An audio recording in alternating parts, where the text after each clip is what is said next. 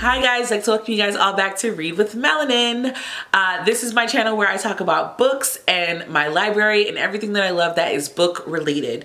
If you are interested in the business side of my life, go ahead and head over to Plan with Melanin. And if you're interested with my hobbies, my home decor, things of that nature, head over to my gaming hobbies channel, Game with Melanin. Today we are here to talk about 10 books that are releasing in April that I am interested in reading. I have not necessarily decided, well, I have decided which one I'm definitely buying, but because I'm trying to buy less, most of these books I will be getting from the library, or I will be doing audiobooks or whichever other way I can consume them without purchasing, just because I'm limiting the amount of space that I am, collecting books, basically. So the first book comes out April 16th. It is To Gaze Upon Wicked Gods by Molly X. Shang. I think I've already talked about this book, but it says, she has power over death. He has power over her. When two enemies strike a dangerous bargain, will they end a war or ignite one? I'm not going to read it all because I feel like I'll be talking forever on this one, but it is labeled as young adult fantasy, romance, everything. I think this is the book that has some controversy attached to it. I'm not really sure, but I do know that I would like to read it and see how I feel. I think the discourse was about the fact that it's a colonizer romance. If it is that, y'all know I'm gonna DNF, because that's just not the kind of vibe I ever want to promote. But it is a book I'm interested in reading. I am gonna see for myself what it's talking about. And I'll see from there. It's not a book I'm buying. I'm just getting it from the library if it's available. If it's not, whatever. But I'll let you guys know what I think, and we'll go from there. The next book is adult contemporary romance, and is When I Think of You by Maya Ariel. So this book comes out April 16th as well. The premise of this book is in the sweeping second chance romance from debut author, the unexpected spark of two former flames may force them to choose between their dreams and each other. Says Kalia Wilson has paid her dues, but all the years behind the reception desk at this flashy film studio have only pushed her movie-making dreams further out of reach. That is, until a surprise reunion presents an opportunity that can make her career or break her heart a second time. It has been 7 years since Kalia's whirlwind college romance with Danny Prescott went up in flames. While her passions have stalled, his career is taking off. So when the hotshot director reappears to offer her a job on his next production, it's a shock to the system. Working with Danny may recapture the intensity of their film school days, but trusting him again won't come as easily. So, y'all know me. I have slowly been dipping into a romance moment. So whenever I want one, I have a list of books that I'm interested in. So this one is obviously on the list. It comes out April 16th. So if you are interested, it's coming out pretty soon. So another romance, I think this one says that it is contemporary romance, chick lit, adult fiction. It is called The Kiss Countdown by Etta Easton. This book comes out April 4th. So it's already out by the time this video is posted. It says a struggling event planner and a sinfully hot astronaut must decide if their fake relationship is worth a shot at happily ever after. So again, I am very interested, because why not? An astronaut, a black astronaut, seems cute. So it says risk-averse event planner Amari Price is jobless, newly single, and about to lose her apartment with no choice but to gamble on her shaky startup. The last thing she needed was to run into her smug ex and his new, less complicated girlfriend at Amari's favorite coffee shop. Panicked, she pretends to be dating the annoyingly sexy man she met by spilling Americano all over his abs. He plays along for a price. It gives rom-com vibes, so y'all know if it gives rom-com vibes, I'm gonna it's gonna be added to the list. So again, this one's already out, and when I'm in a romance mood, that probably might be the next one that I check out. This next one is a young adult fantasy retelling, and apparently it also has dragons, and it is Dragon Fruit by Makia Lucier. It says that it's a romantic fantasy inspired by Pacific Island mythology. Let's continue reading. It says, in the old tales, it is written that the egg of a sea dragon, dragon fruit, holds within the power to undo a person's greatest sorrow. An unwanted marriage, a painful illness, and unpaid debt, gone. But as with all things that promise the moon and the stars and offer hope when hope has gone, the tale comes with a warning. Every wish demands a price. Hanalei of Tamarin is the cherished daughter of an old island family. But when her father steals a sea dragon egg meant for an ailing princess, she is forced into a life of exile.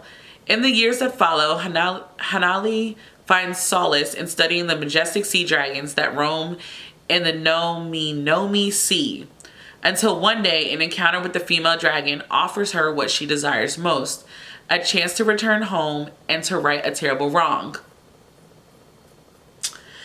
Oh, I'm going to try to say this name correctly. Samatitamahenele, Sam, is the last remaining prince of Tamarant, but he can never inherit the throne, for Tamarant is a matriarchal society. With his mother ill and his grandmother nearing the end of her reign, Sam is left with two to marry, or to find a cure for the sickness that has plagued his mother for 10 long years. When a childhood companion returns from exile, she brings with her something he has not felt in a very long time: hope. So I'm guessing that might be where the fantasy part comes in, but I'm intrigued. This will be my first Pacific Island mythology read, I think. I don't know if I've read more, but as of right now, that's what it stands on. Oh, this one comes out April 9th, so it's already out.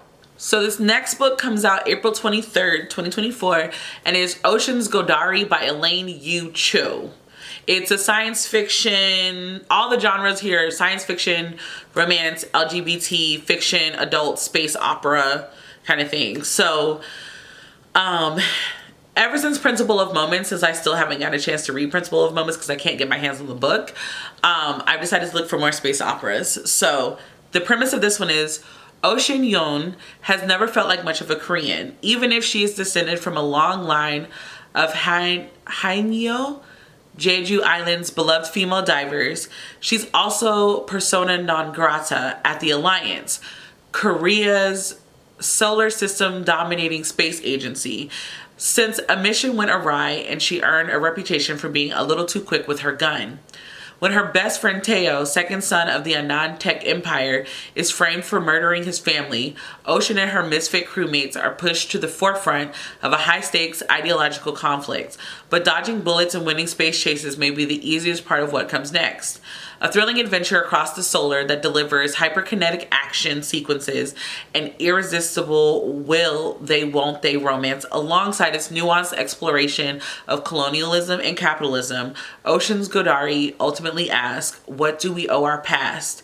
How do we navigate our present while honoring the complicated facets of our identity? And what can our future hold? Again, this comes out on the 23rd. I'm interested. This is a mystery thriller that is coming out April 30th. It's by Kelly Garrett. It is Missing White Woman. So I'm just going to read the premise. The truth is never skin deep. It was supposed to be a romantic getaway weekend in New York City. Brianna's new boyfriend, Ty, took care of everything. The train tickets, the dinner reservations, the rented 4-story luxury row house in Jersey City with the beautiful view of the Manhattan skyline. But when Bree comes downstairs to their final morning, she's shocked. There's a stranger lying dead in the foyer and Ty is nowhere to be found. A black woman alone in a new city, Bree is stranded and out of her depth, especially when it becomes clear the dead woman is none other than Janelle Beckett, the missing woman the entire internet has become obsessed with. There's only one person Bree can turn to, her ex-best friend, a lawyer with whom she shares a very complicated past. As the police and social media mob closes in, all are looking for #Justice for Janelle. Bree realizes that the only way she can help Ty or herself is to figure out what really happened last night. But when people only see what they want to see, can she uncover the truth hiding in plain sight? Now, I've read Kelly Garrett before and I really enjoy her mystery books, so I'm intrigued. We shall see how I feel.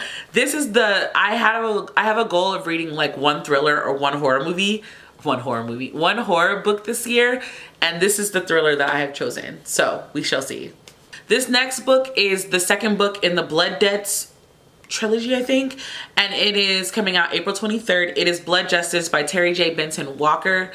I read Blood Debts and I had lots of questions, lots of thoughts, and it's been long enough now that like I can think about it. I actually do want to read the second book.